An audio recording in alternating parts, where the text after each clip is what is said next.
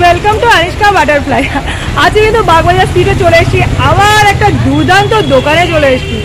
এখানে এই দাদার দোকানে কিন্তু পাওয়া যায় মোমো, আর পাওয়া যায় মাছের কচুরি, আর পাওয়া যায় আরেকটা কি পাওয়া যায়, কাবাব পাওয়া যায়। কাবাবের জন্য ওনার দোকানে তো স্পেশাল। আজকে উনি কিন্তু কাবাব করেনি, তো কোনো ব্যাপার না, যা যা করছে সেগুলো আমরা ঝট করে একবার কিন্তু দেখে নিচ্ছি। দেখুন এইটা দেখুন, ও স্টিম মোমো, লাইভ ভিউ দেখতে পাচ্ছি আমরা কিন্তু স্টিম মোমো, দুর্দান্ত। নেক্সট দেখাচ্ছে, ও বাবা মনে হচ্ছে পুরো পিঠের মতো একটা লাগছে। ও দুর্দান্ত বানিয়েছে দাদা কিন্তু মোমো।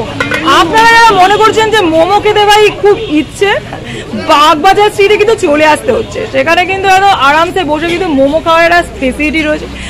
তার সাথে রয়েছে কিন্তু যেখানে এরা মানে এখানকার মেন ইয়েটা ব্যাপার হচ্ছে মাছের চপ। ও এবারে তো কোথাও বাজে না, এটা কলকাতার একটা এক্সক্লুসিভ ব্যাপার। কলকাতা মানে যেন একটা এক্সক্লুসিভ একটা ফুড বলে না, স্ট্রিট ফুড। ও মাই গড, মাছের চপ কি কিছু আছে দাদা? মাছের কচুরি কি আছে? উনি কিন্তু ইনস্ট্যান্ট বানিয়ে দেন, ওনার এখন আপাতত রেডি করা নেই, কিন্তু আপনারা যদি ওনার দোকানে আসেন তাহলে কিন্তু গরম গরম উনি বানিয়ে কিন্তু খাওয়াবেন একদমই। আর এখানে একটা বাটি, বাটিটার মধ্যে দেখুন, এগুলো হচ্ছে মাছের পুর। দেখুন আলুর দমের কালারটা জাস্ট দেখুন, কালারটা জাস্ট দেখুন, কি টেক্সচার। ও মাই গড, এরকম হলে কার না খেতে ইচ্ছে করবে। আর কি আছে সঙ্গে? স্যালাড, এদিকে মোমো, সস, সব রকম। আলুর দমের সাথে কিন্তু স্যালাড রয়েছে। আর কি আপনি লুচি প্রোভাইড করেন? আলুর দমের সাথে লুচি দেন?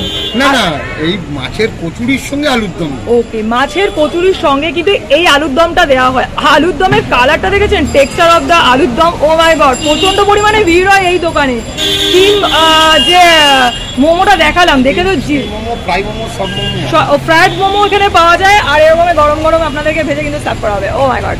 আর এখানে দেখুন প্রচুর এসে গেছেন ভিউ, মানে যারা আর কি এখানে খান তারা সবাই কিন্তু এখানে চলে আসেন, প্রচুর ভিড় এই দোকানে। তো এই দেখুন এখন স্টিম মোমোটা কিন্তু মানে হচ্ছে। এরকম যদি আনন্দ করে খেতে মন করে তাহলে আপনাদের কাছে আছে বাগবাজার স্ট্রিটে। আর দাদার নামটা কি দাদা আপনার? আর আপনার দোকানের নাম কি? আপনজন।